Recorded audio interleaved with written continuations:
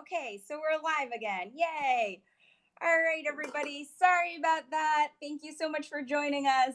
All right, so super quick welcome to the first 72-hour shootout workshop of 2020. I'm very excited to have all of you here. My name is Betit Yen. I am the president of Film Lab. The Film Lab, really quickly, is a 501c3 not-for-profit dedicated to the promotion and support of gender and ethnic parity in entertainment media. And we accomplish that goal in many ways, from our own productions to education to outreach and support to, and probably why most of you are tuning into this tonight, the 72-hour shootout, which is now in its 16th year and is an annual global filmmaking competition. And we've got our shootout coordinator, Ham Pong, here to talk to you a little bit more about that. Our star of the evening is, of course, Chang of Casting, WCCasting. He is an independent casting director here in New York City, and his movie credits are pretty amazing. He's done The Life of Pi, In a New York Minute, Tomorrow Comes Today, Finding Mr. Right, and many, many other movies and commercials. So Wayne, welcome. Before we begin with Wayne, we're going to switch over to Tyler for a moment. And Tyler is the coordinator of this year's 72-hour shootout. He is an award-winning actor and filmmaker. He has been competing in the shootout himself for many years. And last year, he took home the grand prize, as well as Best Actor, handpicked by the Executive Director of Casting for ABC. So we're thrilled to have him on this side of the curtain and coordinating instead of competing this year.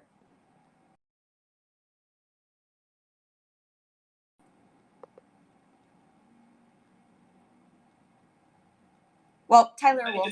Oh, there we go. Okay. Are we good? Yep. Great. So I am super excited to be coordinating the 72-hour shootout this year.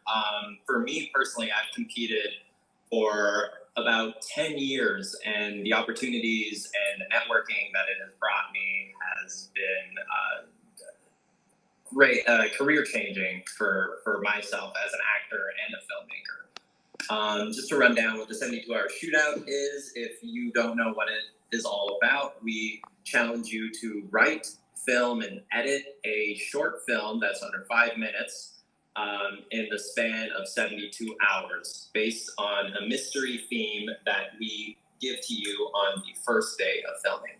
This year, I'm actually excited to say that I'll be also introducing a mystery item. So there will be a secret item that we'll announce on the start of the 72-hour shootout that you must incorporate into your short film. We have an amazing panel of judges. You can read them on film-lab.org, but just to run through them really quickly, Marcy Phillips from ABC will be judging and we'll be offering an intro for the Best Actor and Best Actress to her. Jandis Cardoso and Grace Moss from NBC will be judging and offering mentorships. We also have a writer from Blacklist and a bunch of other judges who are really excited to offer these mentorship opportunities to other filmmakers. And lastly, before I throw it over to Wayne, I just wanted to say that we have a new prize, which we haven't even announced at all on our social media. So anybody who is listening right now will be the first to know that we are offering, or we are giving away as a prize, free submission to the Philadelphia Asian American Film Festival. So you can submit your films after the 72-hour shootout to the Philadelphia Asian American Film Festival if you won grand prize, best director, outstanding female content creator, or outstanding LGBT filmmaker. And then discount codes will be provided to the rest of the top 10. That's my spiel. I will hand it over to Wayne to go over whatever casting tips that he wanted to go over with you guys now. Okay, so just a little bit about me. So as Jim mentioned earlier, I'm an independent casting director based in New York. I've been doing casting just a little over 11 years. Prior to that, I was an actor, and I actually participated in the 72-hour shootout back in my younger acting days. So, I am kind of familiar with the process. So if you have any questions, definitely let me know. And then just a quick disclaimer, every casting director or casting office is different. We have different way of conducting our casting process, screening process, basically how we require the talent options for a production. So anything that you hear today is just from my perspective that may not apply to all the casting offices out there. Okay? All right, so, from my casting perspective, it's always good for you to approach the shootout competition with your crew already being crew up. So, if you have active friends that you enjoy working with in the past, it doesn't hurt to send out the early invitation, ask them if they're available during the days of the shootout, possibly participate in the competition. It's always good to work with people that you worked with before. You already know there's already chemistry. You don't need to go through a lot of awkward first-time meeting situations. Once you get your secret topic for the shootout, and just roll with it. But if you have not competed in the past, or this is the very first time competing, and you have not worked with any actors before, is one good way is to, number one, participate in this workshop for a film lab, and get to know the community better, make friends not only for actors but also for other crew, editors, designers, sound designers, and writers that are involved. And otherwise, how to meet actors. Pre-COVID-19 days, one of the biggest process that we all know is to post or release a casting call.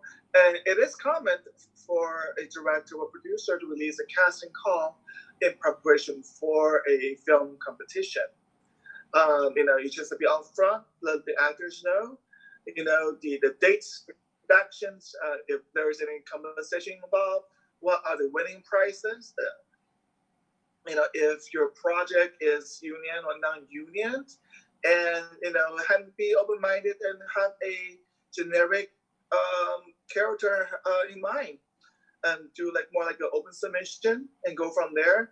Or if you already know what kind of genre of the project that you want to shoot, regardless what the subject is, you want to do a romantic comedy or sci-fi story actions, if you're gonna do an action oriented film, to make sure that you let the actor know we're looking for someone who have either martial arts background, stage combat, or dance backgrounds, who are interested in participate in the shootout. And you go from there, and based on the actor's submissions, and that's up to your judgment. Number one, make sure the actor is local. If you already have a shoot location in mind, you want to focus on Manhattan or Brooklyn or New Jersey, make sure the actor is not all the way on the east end of Long Island, because that might affect the arrival time of the actors on the shoot day, because of the public transportation problems or any personal delays on that. So make sure that the actor is local to where you are, where you plan to shoot. Number two, to make sure that it doesn't matter if the actors are experienced or not. At the end of the day, you want to find people who are team players. It's my personal belief and experience. If you have an actor who is passionate, who are definitely interested in working with you in the productions or in participating in the contest itself, he or she will do their best to meet the expectation of the director or the script of the character. So that's one way to think about how to differentiate good or bad acting in terms of acting wise.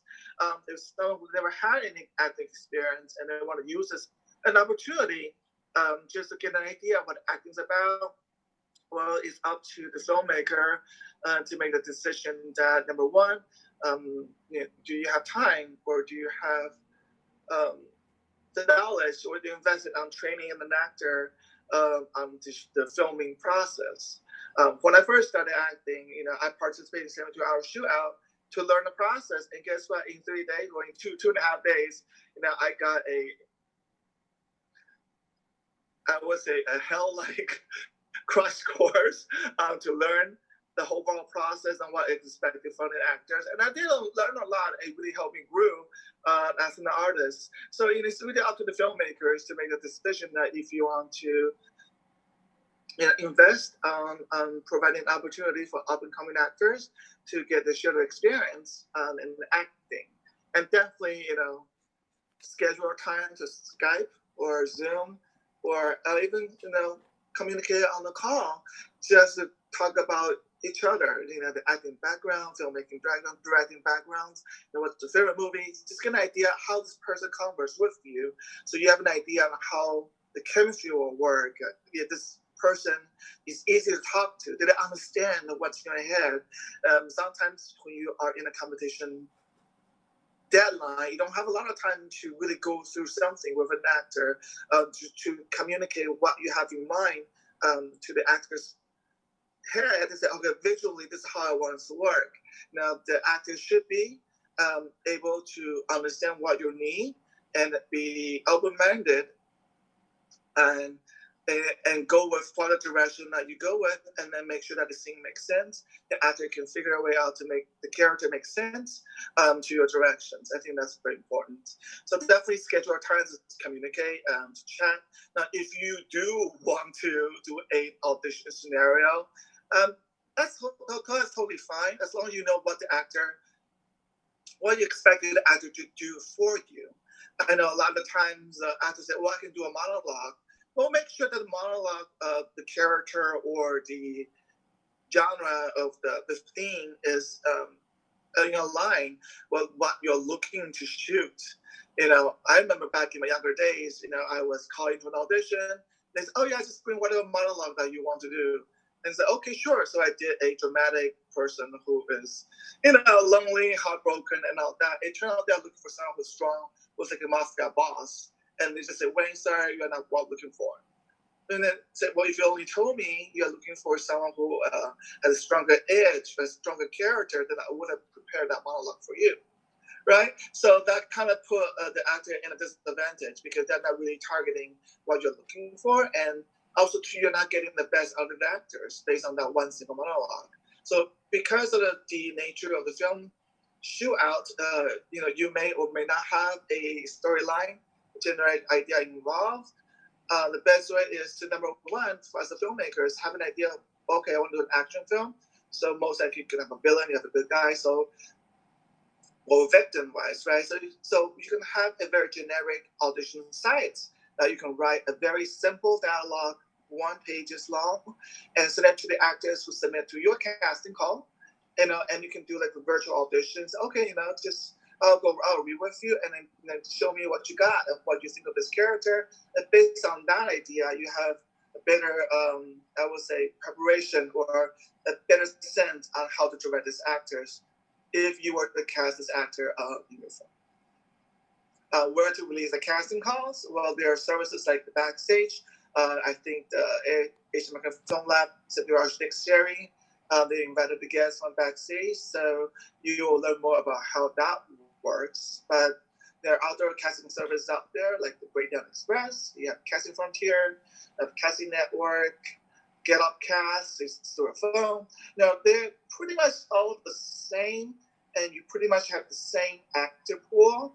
So, I would Google them. First, learn how much if there's a fee involved in post casting call.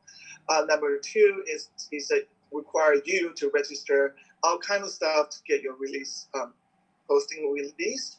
And I think once you stick to one platform, you should get enough options for your project.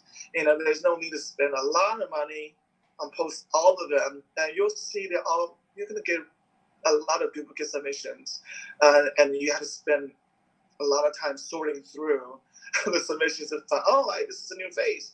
He's interesting. Let me email him. Things like that. Okay. Anything, Chang, do you think there's anything I should touch base on? Well, if you want, we can switch over to questions. We've had a couple of questions submitted via email, and I know Luana is on our Instagram feed monitoring questions as well.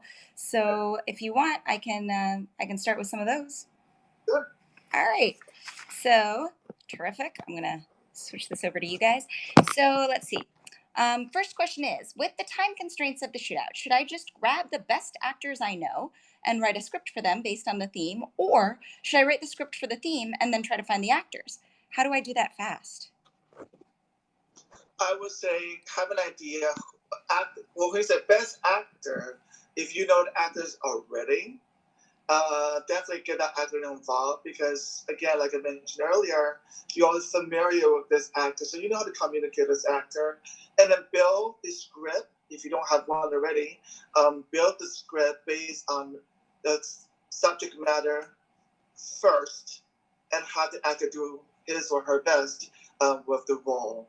One thing to keep in mind is that if your actor is a SAG actor, make sure that you are in compliance with the SAG regulations. And technically, for any short films or student film, a production is supposed to file SAG signatory first before you conduct any audition or hire or cast a SAG actor. Because of time constraint, if a filmmaker is you already have a basic idea in mind, I would say, why don't you put on a generic script and submit to SAG first? At least you submit it and go through the preliminary questionnaire, submit that. Once you have a SAG rep assigned to your project, and then you're entitled to use a SAG actor or not. And afterwards, I always submit an updated script, updated cast list. If you end up not using any SAG actor, all you have to do is just email the SAG rep and say, oh, I end up going non-union, so you can discard my submission. At least you have something going on prior to the shoot. So if you do end up SAG actor last minute, you're not going to be in trouble. Tyler, did you want to add anything to that? Yeah, I would agree that you need to, or it's easier to get your actors beforehand and before you even have the theme announced, so that you know what your resources are. Part of what the 72-hour shootout is the spontaneity and figuring out the movie on the spot. But there is a certain amount of pre-production that can put you in a better situation. One of them is finding all your crew before the 72-hour shootout starts, because if you don't do that, you're left scrambling to put something together before you even hit the ground running. So I would definitely recommend finding your actors ahead of time and your crew, and then writing the script based on the resources that you have. I would never recommend writing a script where you need a location that you have no idea where you're going to find it, or wardrobe that you have no idea where you're going to find it. You want to give yourself the best advantage and the best foot forward in a competition where time is so valuable. So I would definitely recommend to cast ahead of time. And if you don't know any actors, ask around. And Wayne had some good suggestions with, I don't know if you mentioned Actors Access and LA Casting and all those breakdown sites, but if you get a head start on that, you won't have a problem with timing. All right, and then there's another question. This one is for Wayne. Wayne, what questions can and should you ask an actor before you cast them? Okay, so where are they located? Number one, city is fine. Just again, make sure they can get to your shoot location. If you already have a location that you know that you have control with, either my apartment, his apartment, or outside a park where you don't need a shooting permit, you can do it guerrilla style. Make sure the actor, location-wise, they can get there without any trouble in terms of they don't have to take a subway station, a Long and Railroad, or Metro North, because on the day of the shoot, a lot of transportation might have problems that might jeopardize the actor be on set on time. And I don't think the production will have the luxury of time to wait for someone to show up. Question to ask, I usually ask, make sure that number one, their union status. Like I mentioned earlier, if you're prepping the crewing out process before the shoot out, you want to make sure that if you do end up with a SAG actor, you want to give your time 2 to 3 weeks at least to file for SAG signatory on their website, sagaftra.com. Another question will be, actually, instead of asking them the questions, you need to provide all the production details. Because of the nature of the shootout, I don't think there's a money compensation on there unless you have an actor friend who's a star, right? And their agent say, oh, no, you should always get paid for this. Sure. Then, make sure that they are aware of the nature of the shootout, what a production can provide in terms of compensation. You don't want them to come back, oh, can I get a copy? When am I going to get a copy? Can I get a footage? Things like that. You have to lay down the rules first, let them know they're okay with it. I know some team want to use the short film they created for the shootout to submit for other competition or festivals, right? Sometimes festivals want their premiere right. So if there's any footage that is leaked in public, the filmmaker might get disqualified. So you want to make sure that they are aware they may not get the footage until a year or two. Or if they want to get a unedited footage, there's going to be watermark over the place. So they will not be able to use that to market themselves publicly until, and not put the filmmaker in any jeopardize their chances of submitting for a film festival. So it's one thing, make sure they are fully aware of the production details, the shoot date, shoot locations, and that's that. A second question is always like, hey, if we ask you to come makeup ready and wardrobe with some options, is that okay with you?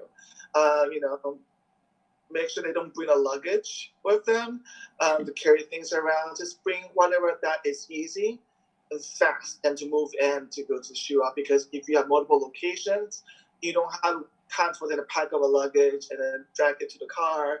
And you just make sure people come and go and do this thing and knock it out on a timely basis. So usually the question is, do you have any questions for the productions on production details? Yeah. Awesome. And then the third one here, we've got, how much is a good casting director and when do I need one? How much is a good casting director? Number one is reach out to the casting director, arrange the meeting, a call, send over the script and get an idea on their feedbacks, how they think about the script, the characters. Sometimes the writer doesn't have to explain a whole lot.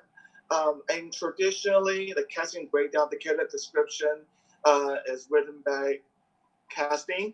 That's part of our jobs. And what we do is we should compile a tailored description to send it back to the creative team and see if we're even close. So one thing is make sure that the casting director that you approach has the same mindset, same I would say expectation of the character, and also they have forward thinking based on the nature of your project. For example, if you are creating a film, you're targeting the European competition festivals, one of those bigger ones. Well, a casting director might suggest to you there's a feature film. Most likely feature films worth it that you might need to attach an M actor. Imagine for Cannes Festival feature. It's a global renowned festival. So can you imagine how many submissions they'll get for a feature film? Under what circumstances would an intern will open the package and then deliver the tape or the cassette DVD to a panel of people who review to see if you can qualify to get to the next round of the judges, right? If you're cast someone who are a little known in the industry that you can put together on a marketing package, this actor's been on this film, this project, TV show, and all that. That might help the production a chance for the film to be seen. So that's how a forward-thinking casting director can suggest.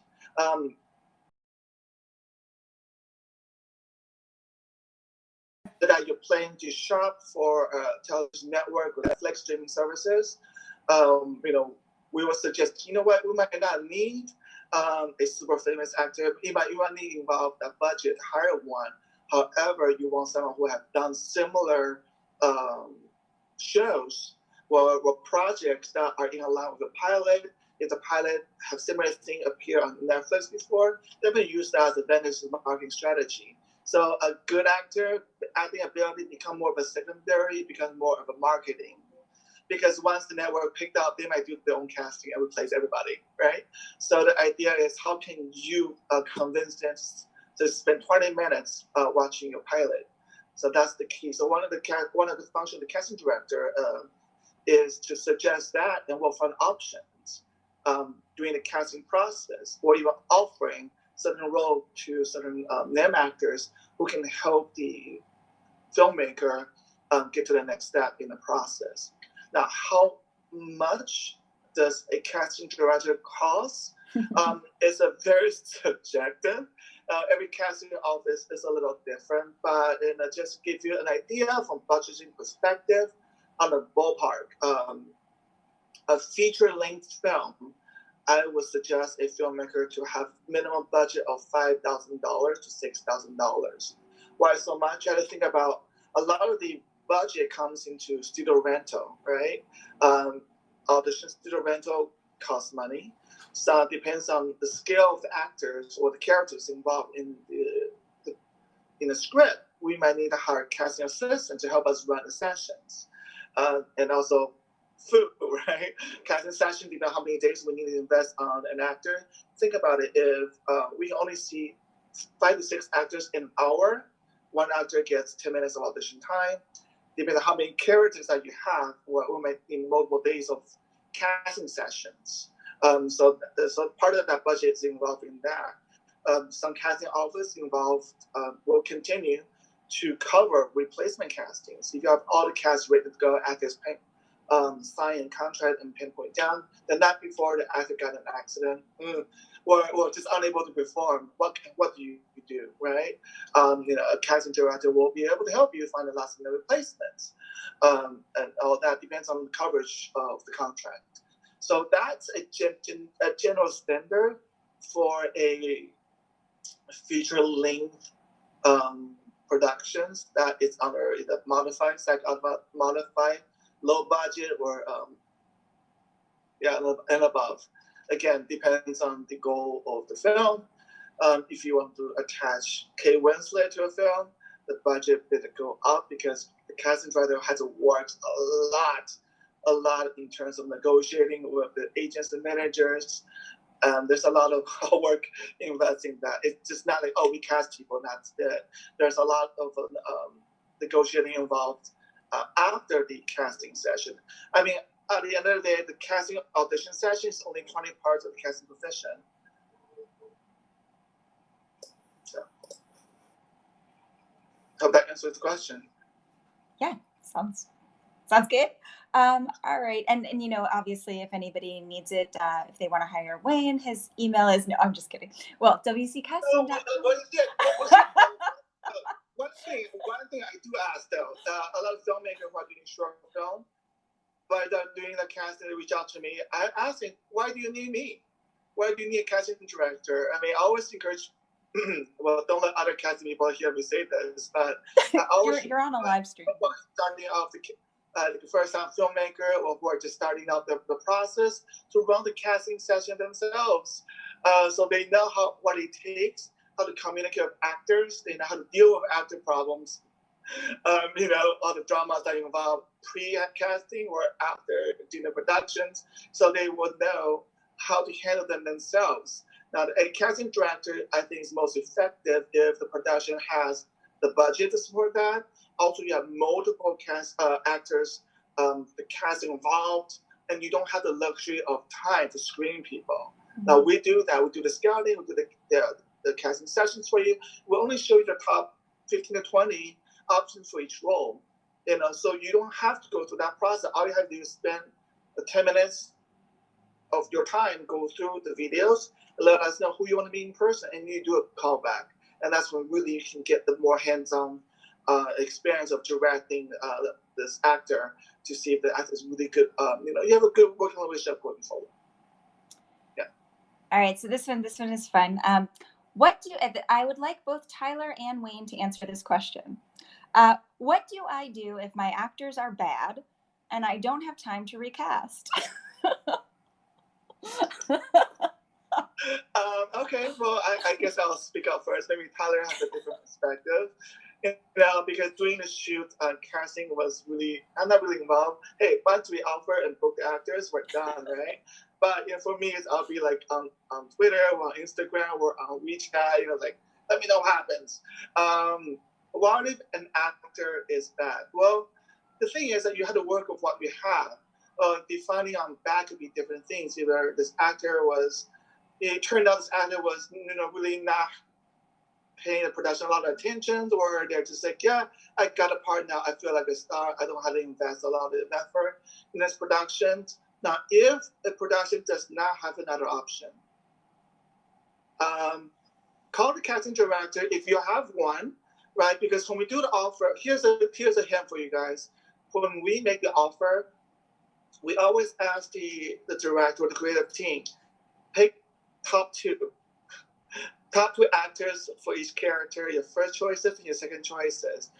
When we make the offer and book the first choices, I personally always email the second choice to let the actor know, hey, sorry, we love you, but the director decided to go with the first option. However, we might contact you for a replacement casting should the first option no longer work on the production. So, if you are doing your own casting, always have two options in mind. And let the actors know, hey, sorry, we only want 4 actors involved because that's only 4 headcounts we can handle for this competition, right? The more people, the more traffic issue might occur, right? But you don't want to leave any bad blood. Let the second options know. But we might call you last minute, if we thought of something that we can do. So that's one way that you can do to have a plan B, which is a backup option for the actors in mind. So if the actor is not cooperative on set, was horrible, will give me an attitude that you did not sense during the first interview, during the coffee shop talk, then you can let the actor go. And say, I'm so sorry, I really like to work with you, but I feel that there's a creative blockage between you. I don't think you understand what we try to accomplish here. As a team player, everybody should have a creative open-mindedness to accept any ideas, suggestions, but not against it, because you don't have time to debate what's better, right? So if an actor does decide to do certain character his or her own way, because that's how the actor wants on the reel, then after that, I'm sorry, I don't think we can finish in time, because you are changing the script last minute. Don't do it, right? Let the actor go. Call the second actor if they're available. But if you don't have an option, what do? Find someone on the crew. Or either have the crews coming in, or modify the script that you can. You can always do an e-blast to call anyone that hey, and anyone can help out to replace wrong. That's how we'll approach it. Tyler. From my experience, if you have cast an actor and you're on set and you realize that it was a terrible decision and there's not much you can do because it's such a short shoot, there are 2 ways to approach this. On set, you would just feed the actor his line and do it line by line instead of thinking of the scene as a whole, and then you'll just have a clean read of every single line that the actor has said. And if this still doesn't work, then I would start cutting lines and making it simple for the actor. If the line was, no, I don't want to do that, simply make it no. It's very difficult for the actor to mess up smaller tidbits like that. Now, let's say you didn't even notice this on set and you're in the editing process and you found out that your actor's performance doesn't work for what you want. I would say focus on the other actor in the scene then, and try to limit the amount of screen time that actor got. But there's something in the industry we call Frankensteining a performance, which is taking, let's say if you have 5 takes of a single scene for this one actor, you take the first half of one line from scene 1 or from take 1, the second half of that line from take 3, the second line of dialogue from scene 4 and essentially Frankenstein this actor's performance to put their best foot forward. Because either way, you want the performance to look good because it reflects on you as a filmmaker and director. So if you can't get it from the actor, get it in editing. Is it interesting? Our perspective is so different.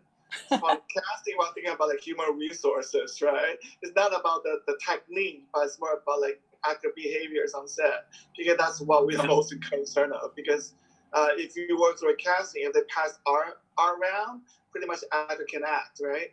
But for Tyler, that's perfectly, a great perspective on a filmmaker perspective. What if you end up someone who just cannot stick to the lines, and his suggestions like amazing? And yeah, editing is the magic. So this one, you may have kind of touched on this before, so just if there's more to this. This question is, should I run general auditions long before the actual 72-hour shootout starts and pre-select a few good actors? If so, what should I be looking for in the auditions? Is it better to ask them to do monologues or generic scenes, since I won't yet know what my shootout film is about? Okay, so yeah, I did touch base on that, but not long before the shootout, because actors' availability changes, right? So I would suggest usually 3 weeks before the shootout. That'll give you sufficient time to run the audition.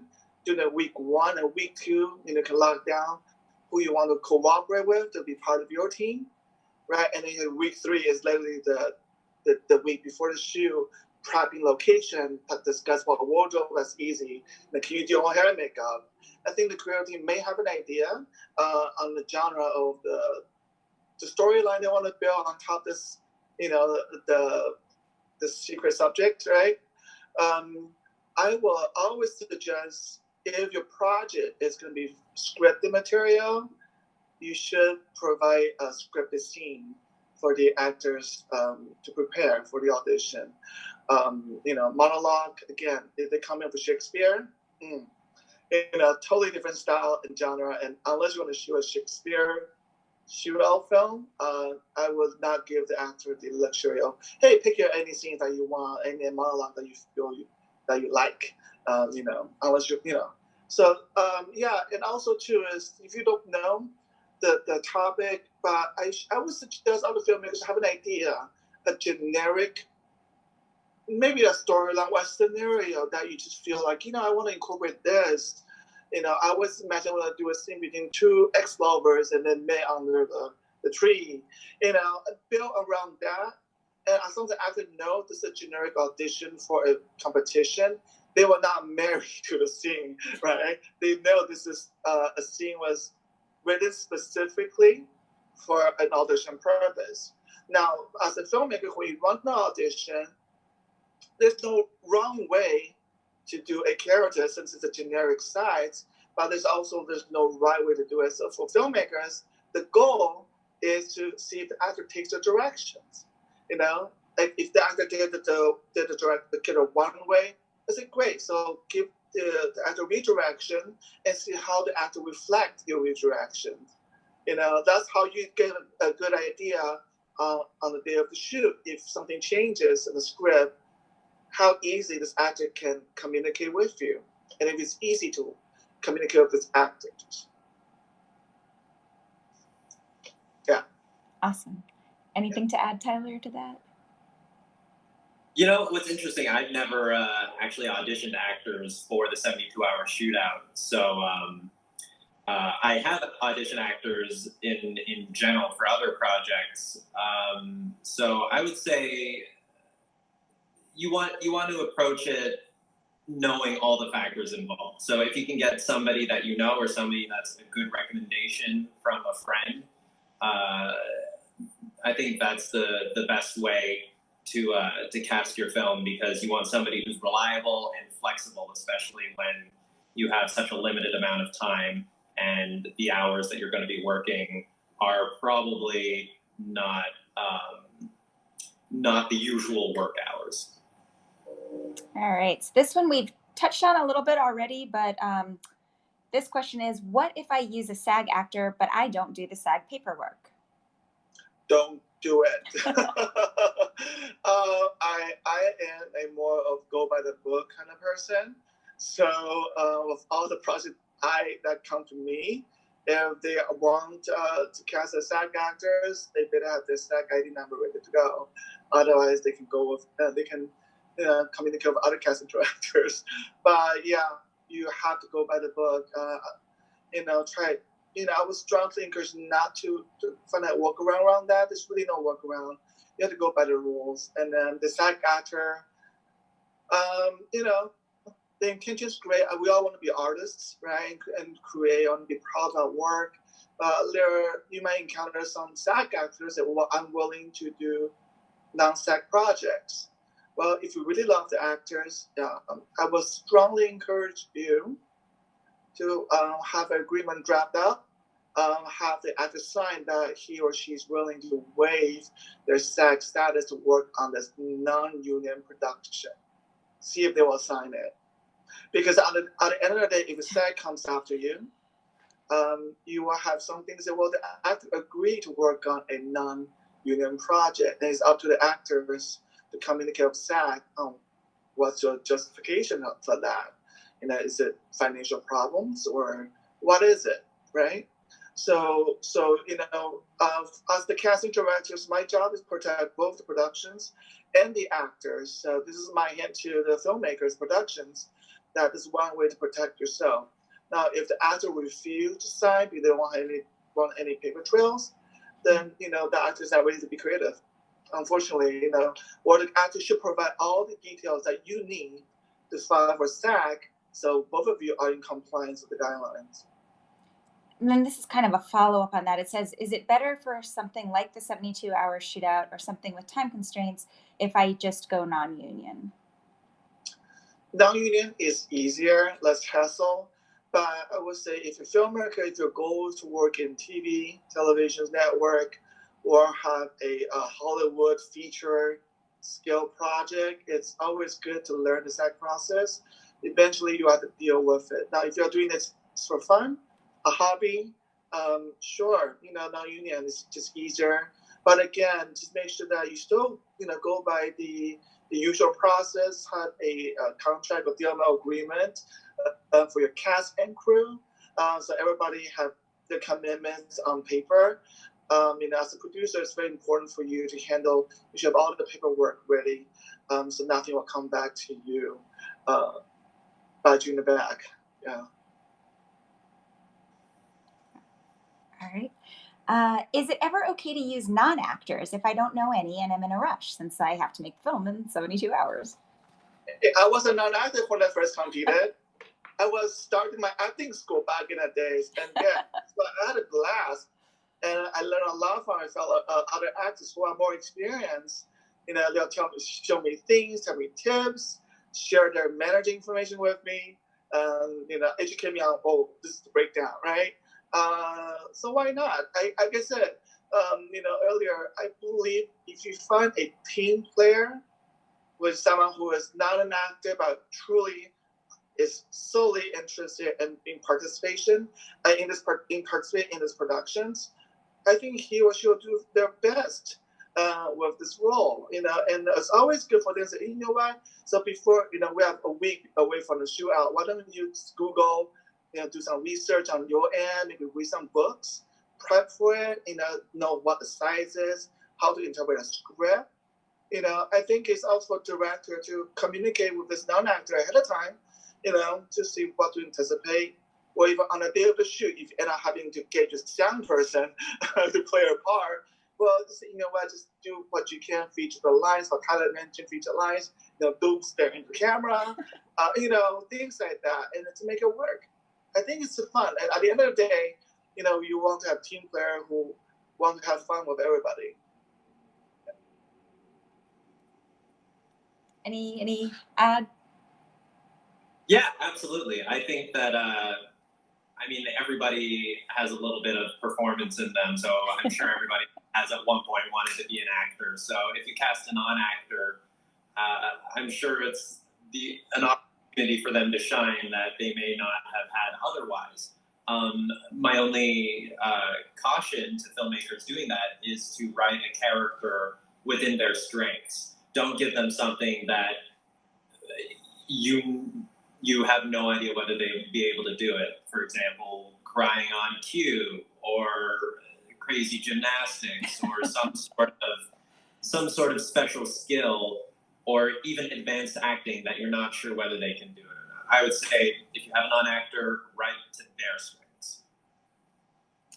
Awesome. All right, this one is an audition question. It says, for auditions, is it better to run them in person? What are the pluses and minuses of letting actors self-tape? Running in person, pre-COVID-19 era is always ideal, because for casting directors, for me, acting ability is more like a secondary. I want to interact with this person. I'm really good with my diva detectors, or my radar. So going through a few grease and meets or conversations, I have a better idea. I have a really good idea how this person will behave on set. That's why in-person audition is very important, because we get to see things outside of the acting ability. And also too is that if a director is running the audition themselves, when you give directions, it's always easier to see the instant response, right? How fast or how quickly they can grasp an idea, versus a self-tape. When you request a second tape, the actor may have more time to think about it and sometimes think about the redirections, and the outcome might be less ideal. So that's the drawback for self-tape. But again, since we are dealing with the coronavirus situations, a lot of casting offices are doing self-taping or even a live streaming audition process, just because that we are not able to do it in person. Yeah, I would agree that in person is generally better to do than self-tape, but you have to work within your means. All right. Is it more important to have? Oh wait, I lost this one. Oh, is it more important to have someone who looks the part, or someone who has serious acting talent, if you have to pick one? For me, I think it depends on the budget of the production, right? If the production has the budget to hire hair and makeup, you don't care about how that person looks. If the character is like, hey, I'm kind of to play Frankenstein, right? I'm looking for techniques that an actor can portray Frankenstein, because nobody's going to look like a Frankenstein, right? But you have the hair and makeup department to help you with that. But also, again, depends on the genre and the style of your project and what network you are shipping it to. Now, if you're shipping a pilot to the CW, who cares about acting? Just hire models, right? Different network are targeting different audiences, right? The audiences will guarantee how much they can sell the commercial spot. So if the CW network, obviously they're targeting the high school, junior high. A lot of the audience are not really looking for Shakespearean technique or method actings. They are looking for someone who they can relate to, visually they can fantasize with. So yes, a lot of times we see a lot of CW shows, some actors are gorgeous to look at, but the acting abilities might not be there. And to what Taylor mentioned, the writers are so smart. Certain parts, they never have to cry on cue, but they know how to go through certain things that are more requires a lot of in-depth depth in their ability. But nowadays, I have to say, a lot of models are really stepping on their game. I've auditioned a lot of models who are killing it with their auditions and their acting stuff. So I would say really make a best judgment on what you are targeting, selling or pitching your projects, what kind of audience you're looking to convince or you want to share your stories with, and then make a casting decision from there. Yeah, I think it's a double-edged sword. You're asking for looks versus talent, and Personally, I would always go towards talent, especially in this kind of scenario when you're supposed to write it within the 72 hours anyway. So if you have your actor ahead of time, you should be able to write a role for them that's appropriate for their look, I should hope. Yeah. All right, so we touched on this a little bit before too, but this question is, what do I do if an actor bails or flakes? And since it's the 72-hour shootout, I can't reschedule. Bail or flakes on the day of the shoot? Yeah. Well, if there's really no backup options, you have no friends who can come to you within the next 2 hours, you are stressed out signal. Again, discuss with the writer, right? Or if you're writing the script, how much tweak can you make to make this still work? I personally have gone on Twitter looking for actor for help. I don't care if you can act or not, if you can come to this location the next hour, and if you're not, enjoying this process. I always provide all the details so there is no surprises. Why is no pay? Things like that. Hey, come help us out. If you really, really cannot change the character of the script, or no one on set, none of the crew are able to, they all have their own job to do, can help out. If you have no family members who can jump in and help, maybe somebody get very lucky. I got very lucky once, doing like a Twitter stressing a call where, Asian American Film Lab has an actors database. Reach out to those people, last minute things. Oh my God, send an e-blast, see some people like this thing is suitable, and see who responds first, and then go from there. All right. This one we pretty much touched, so just let me know if there's anything else you want to add to it, but it's what if the actors can't quickly memorize lines? So well, Tyler says really great. Yeah, the Frankenstein, I like that. Yeah, feeling line, patchwork, I said cut it. Feeling lines, or, if the editor and the director are confident enough how to act improv. Now, again, it really depends. There are some actors who are not good at memorizing specific words or lines, but they can naturally improv the same scenario using their own words. If that works for you, why not? Just make sure you get multiple takes of the actor saying different lines, so you have options to edit into the final product. All right. And then how nervous should I be if someone messes up an audition? Could they still be a good actor? What about on set? How do I get the best performance out of my actors no matter what? If someone messes up an audition, again, I think everybody can do different things. Everybody's unique on their own. So maybe you're looking for some of the characters specifically, but if the actor is just not right for the part, doesn't mean that actor is not good. The actor might be good for other stuff.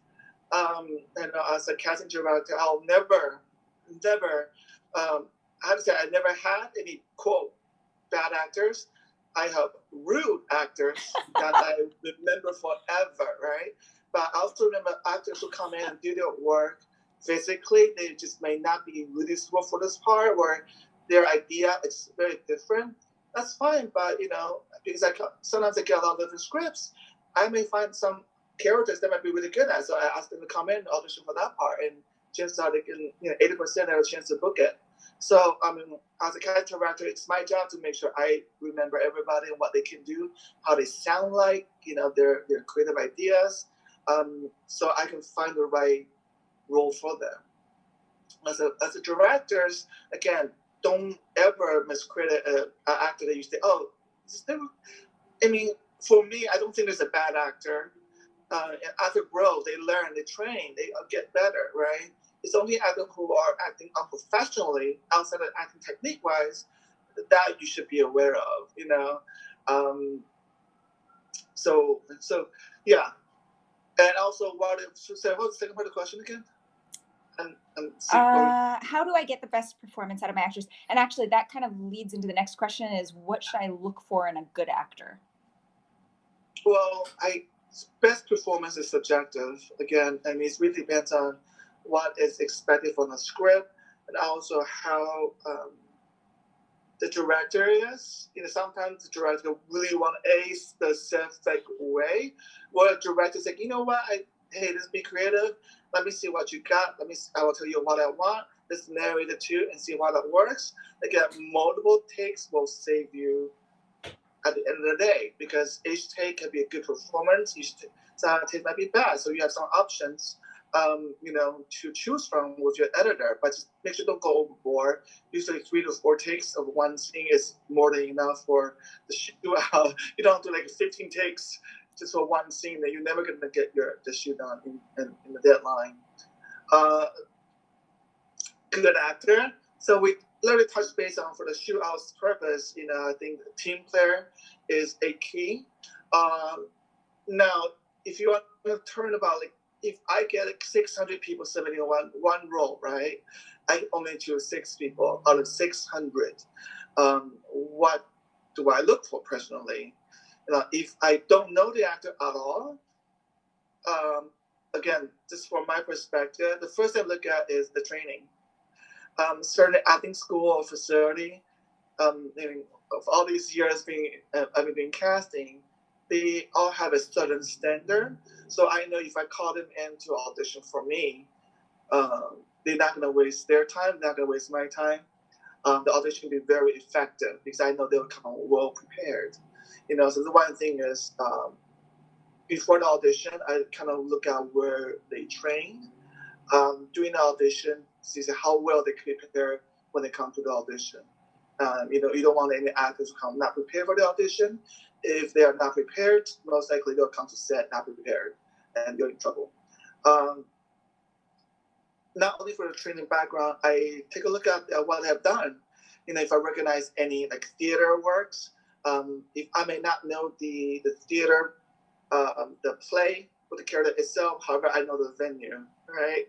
And certain venue have certain casting director handling that process. If they come through that, for me, it's, okay, this person did the initially spin a park. I think we need to audition this person. It's off the role. Sometimes it depends on the venue they worked on. You kind of have an idea on what they can bring to the table. The next thing is to meet the person. You do it not need an audition, but just chat. Get to know the person. Like, do we have chemistry? Again, someone might be an amazing actor and by a diva on set. That will make your life a lot difficult. Actors real. I usually casting. I don't have the time or luxury to look at everybody's real, because what people do at the audition is what matters for this particular script, this project, right? It's targeting the specific characters, which is why I like self-submission in a way nowadays, because I don't have to worry about setting 6 people to fit into 1 hour of audition time. I can get 50 people to submit their video, and I will go through all the videos myself and just get an idea on, if I don't know the actor before, get an idea on how they sound, how they act, how they prepare, how they slate, outside of the character, how they are presenting themselves, how professionally they conduct themselves during this process. So yeah, that's that. But again, good actor, bad actor is really subjective. It's like beauty is in the eye of the beholder. It depends on what you're looking for. So be open-minded, yeah. Tyler, do you have anything? Was this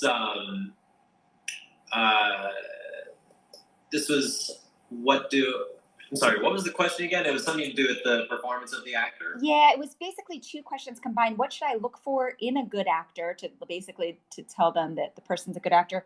And and how do I get the best performance out of an actor?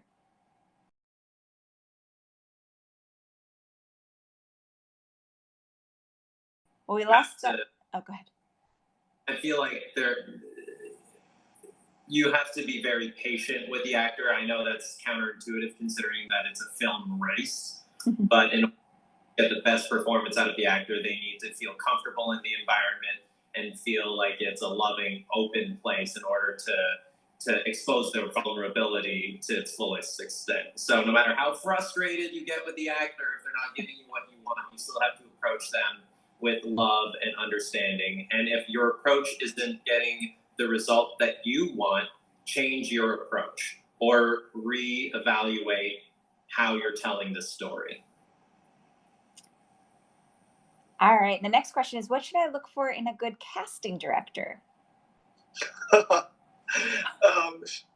Again, communicate, right? Is send in the script.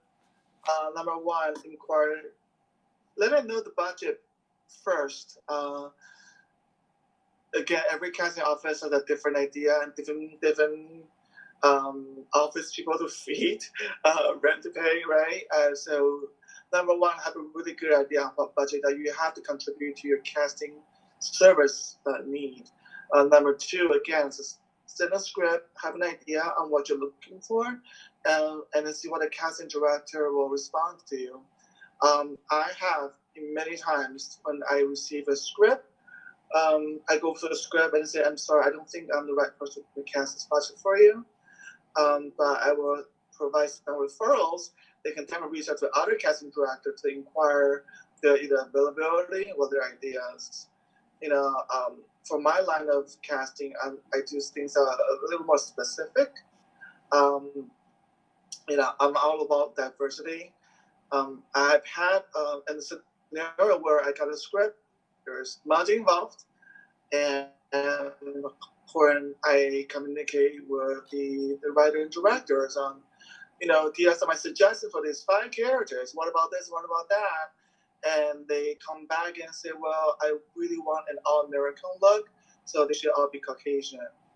And I say, thank you, but I don't think I'm the right person for this project. It's just not, I'm not passionate about this project. And at this point, it doesn't matter how much money that you gave me on this one, I just can't do it. So every casting office is a little different and different strength. Some casting offices are really good at music videos, like hip hop music videos. I know casting directors are great in that. For me, I don't have the exposure for that genre, so my talent pool and options might not be sufficient for the need. So that's one thing, to make sure that, hey, my idea fits your idea, and how confident the casting director is with his or her ability to bring you some really good options. All right. Well, if you want to attach a Brad Pitt to your project, you definitely need to have the budget to hire a casting director who have cast him in his previous films, because there's already a working relationship between the casting office and the star's agent. So you'll have less conflict between the negotiation process. So IMDb is great for that. Yeah. All right. So the next one, this question is for Wayne. Wayne, what were your best and worst experiences with actors as a casting director? I have a lot of best scenarios. Just basically, the actors who are happy to be part of the team, part of the productions. When the actors are happy and they bring their A game to set, usually, I get feedbacks after the shoot. The directors or the PA, the second AD, or even the DP will let me know things, right? So the best scenario is, we everybody has a great time. No conflict, no nothing during the shoot, and that's it. The worst scenario is, I have 2 scenarios I can share. So actors, don't do this, okay? Number one is sometimes the casting office can be delayed, either through a process. So this one time, I was casting an independent feature film, and I was literally 25 to 35 minutes behind each person's time slot schedule, because sometimes I had to come in way early, right? And I try not to let actors wait longer than 20 minutes in the waiting area. So it's okay, I have time slot. This person's not here yet. Come in and do your thing. So the next person come in and can bridge the gap. But sometimes the next person comes right on time. So that causes small delays throughout the day. So this one time I was running, I was in 35 minutes behind schedule. And I did my best. I didn't even go to the bathroom. We skipped lunch, it's to get as much as complete as much as we can. Well, an actress comes in now, great. She's lovely. She did her thing. When we say cut, thank you very much, That woman grabs her bag, her jacket, rushed out the room, and slammed the door. I delete the tape. Sorry.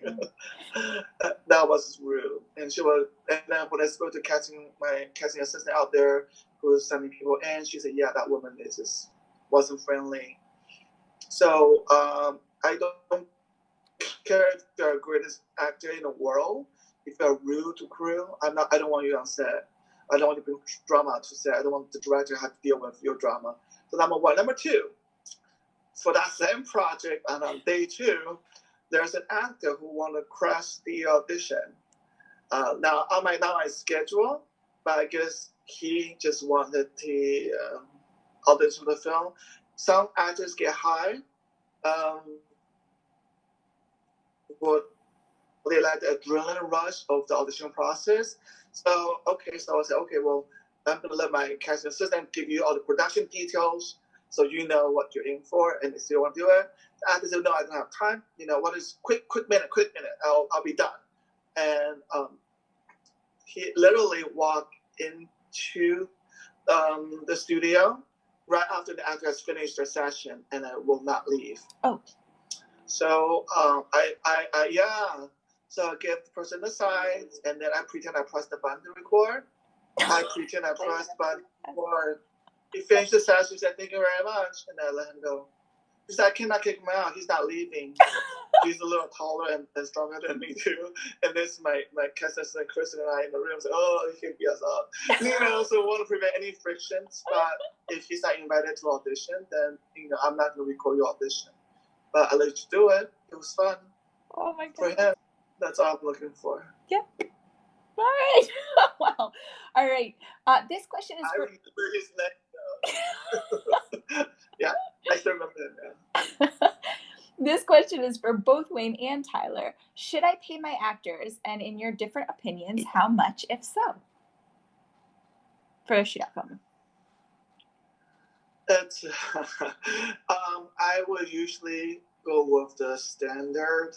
For a short film, if the SAG short film is $125 minimum for 8 hours of work on set, that's what I would recommend for a non-union project as well, to have at least minimum $125 per day.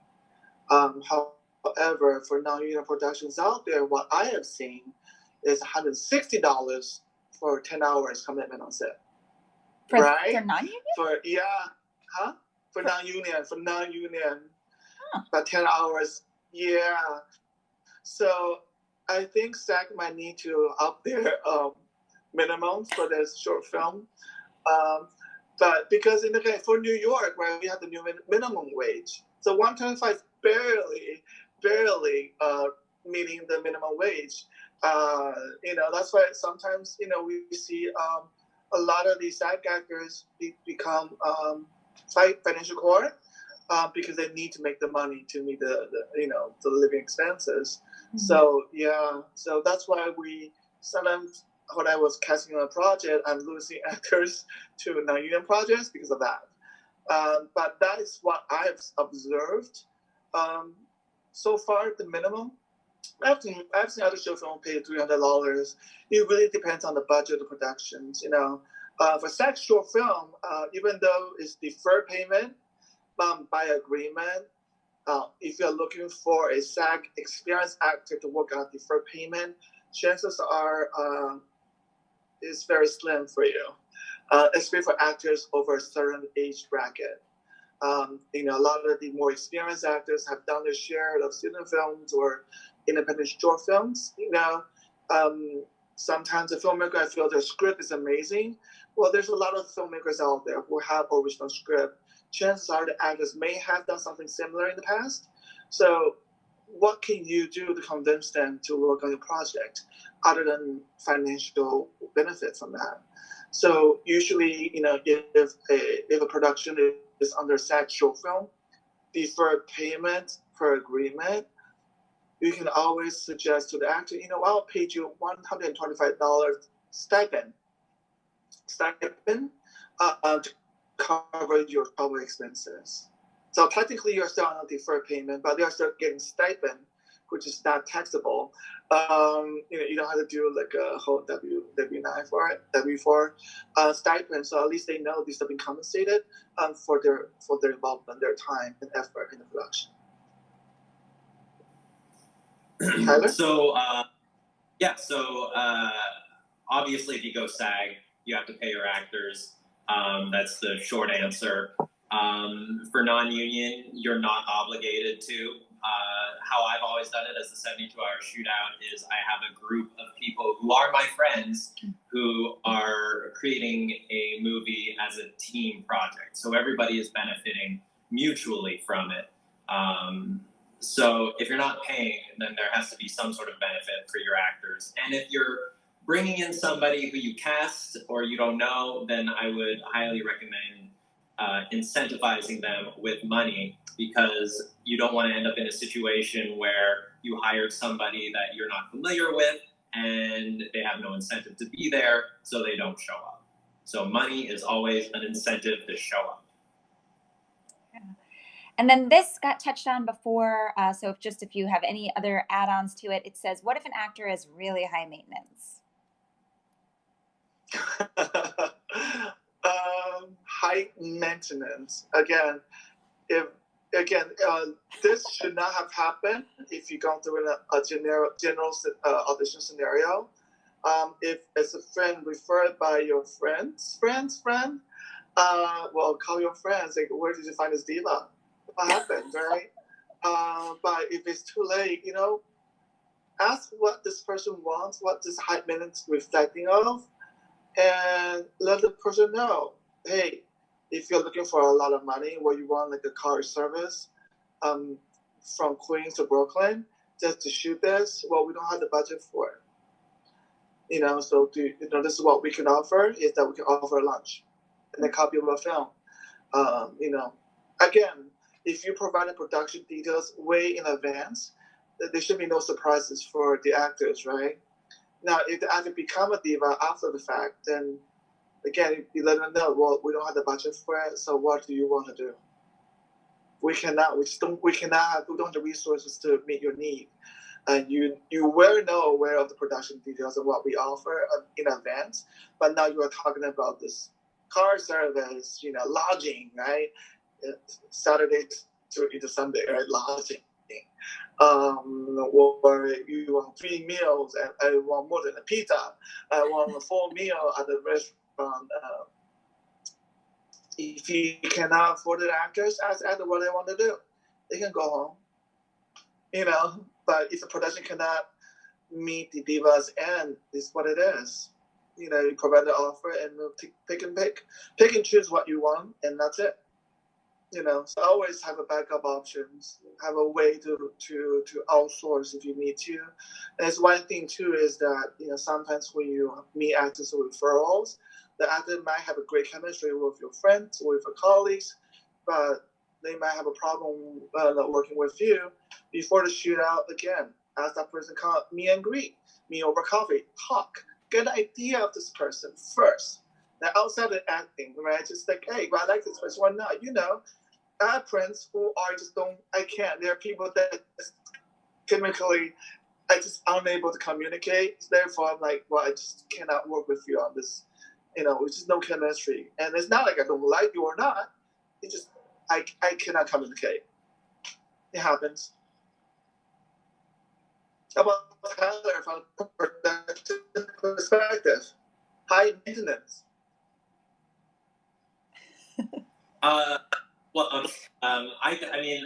It's a very loaded question because Tyler's really high maintenance. Yeah. Just kidding. These questions are making actors look like assholes. But it depends where you are in the process. If you're in pre-production and it's early enough and you find out the actor is high maintenance and it's going to turn out to be a terrible time on set, I would replace them if you have enough time. If you're on set, there's nothing you can do. I would just keep moving forward and try to streamline it as much as possible, because there really is nothing you can do at that point except work with the actor as much as possible. So if the actor's high maintenance, try avoiding it altogether. But if you're stuck in it, power through. All right. I think that we just have time for 2 more questions. So these are the last 2. All right. For the 72-hour shootout, is it important to get name actors? Will that give me a leg up?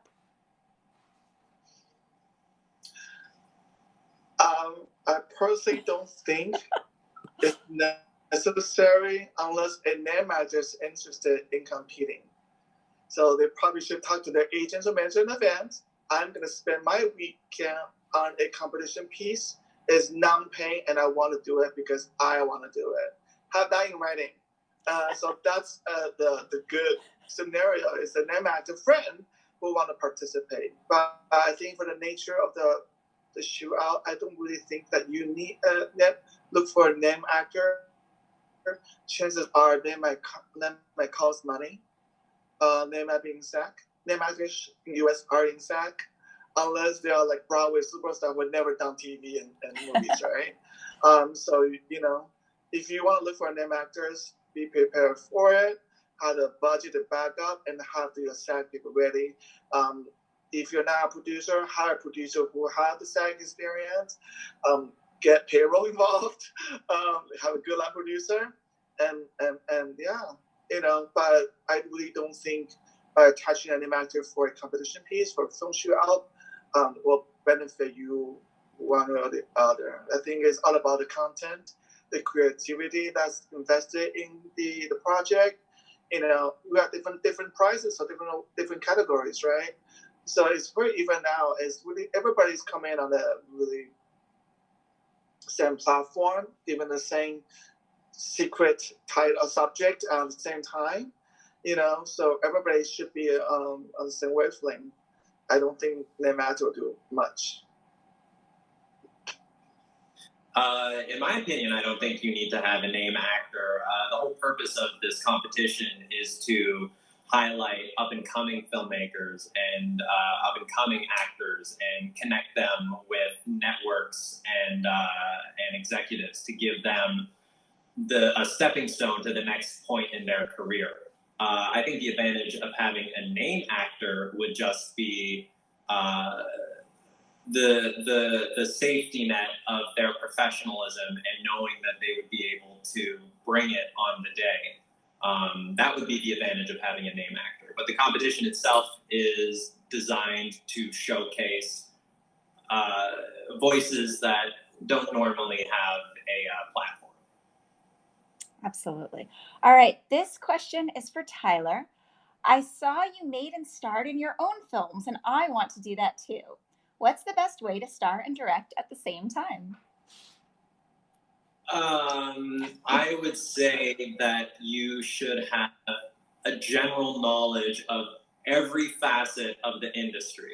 So it's hard when you're just starting off, but when I made my first film for a film race, I made it with flip cam back when those used to be a thing. When cell phones didn't have cameras, I used a flip cam, and I made it a silent film because I didn't know how to record audio at that time. So I worked to my resources. I would say if you want to do everything, just be aware of your limitations and work within it. I guess to expand on that more, have a good idea of what your resources are. Location, people, wardrobe, all these factors, if you know them ahead of time, will help you in the process of making your movie. Personally, my experience with doing the 72-hour shootout, when I have acted and written and directed, my process was I wrote it the night of the announcement. I took Friday, the next day, to do all my pre-production, shoot everything Saturday, and then pull an all-nighter on Saturday editing and most of Sunday editing, and then submit it that night. So from my experience, to be able to do all of those things, you need to be able to write, you need to be able to act, as far as whoever's operating the camera, you want somebody who can, well, you need somebody who can operate the camera, or at least somebody who can press record if you set up the camera for them, and then they can just press record and make sure that the camera doesn't fall over. And you just need basic editing skills even. I wouldn't even say that you need advanced editing skills. When I first started the 72-hour shootout, I was editing on iMovie, and now I've made my way up to Final Cut. So I think today filmmaking is even more accessible on a consumer level, where you can edit a movie on TikTok, different social media apps. They make editing so easy these days. So I would say that might be a good way. If you don't have a lot of experience making movies, a cell phone is an easy way to big idea of filmmaking. Wonderful. All right, guys, any last comments for our filmmakers? Wayne, do you have anything? No, just want to wish everybody have fun, have open-minded, and good luck. Cool. Oh, one thing that I just wanted to say is a tip for the filmmakers: keep it simple. The worst thing is to have an